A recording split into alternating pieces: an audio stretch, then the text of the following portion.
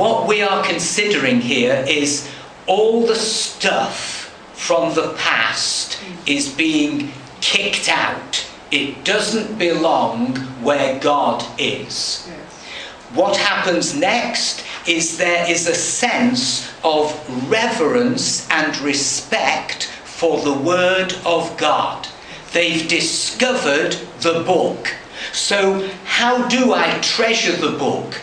Not by keeping it on a shelf with no finger marks on it, so that it's more like an ornament than anything else. I can remember when I received a Sunday school prize of a Bible, and we kept it in a bookcase, and it was clean. And years later, it was in a bookcase, completely clean. It had been given as a prize. What use is that? It might as well still be in Hebrew. On the other hand, one of the people who was instrumental in causing me to think seriously about Christ had the most tatty and dirty Bible I'd ever seen. He'd found it in a dustbin. Someone had thrown it out. It had no back on it, and it had scribble in it. It was underlined. I thought, oh, you shouldn't write in the Bible. It's a holy book. But this was underlined in red and then green. Some of the pages had fallen out. It was a used Bible. That's what the Bible's for.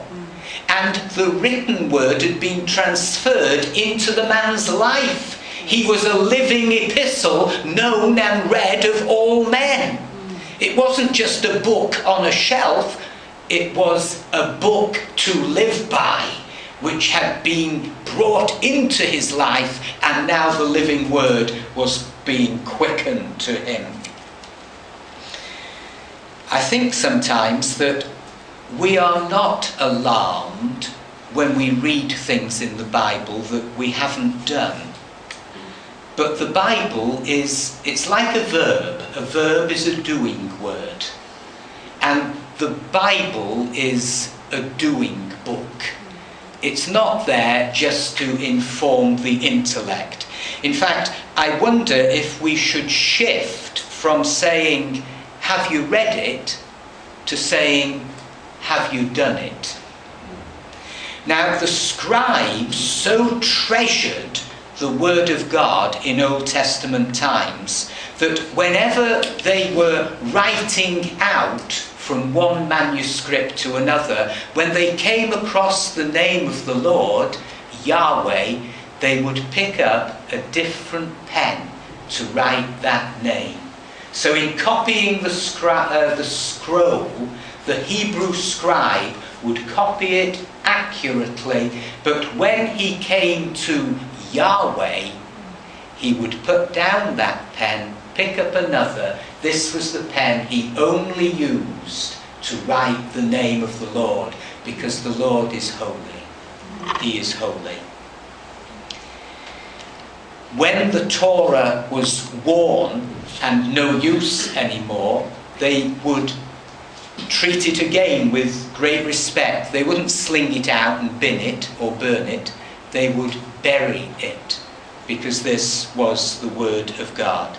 Muslims treat the Quran with great respect. They keep it on the highest shelf in the home to show that it's in a position of supremacy. They keep it covered. What about the Word of God that the Lord's given to us?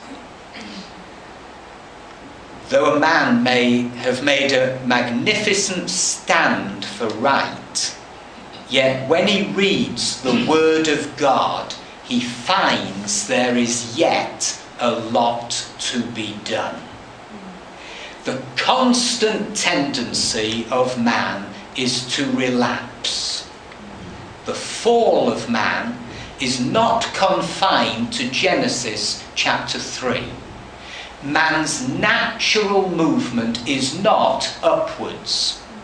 And it takes the infinite patience and mercy of God breaking in to keep faith alive, revive or die. Oh, for a tender heart like King Josiah, and how responsive that king was to the word of God. It was read to him, this book they'd found, at one sitting. Now, if revival is to come, a tender heart concerned for others must be ours. Seek for a tender heart, a sensitive heart, if you would be a woman of God, a man of God. Yield your heart, like Josiah, for considerable periods of time to the influence of the Word of God.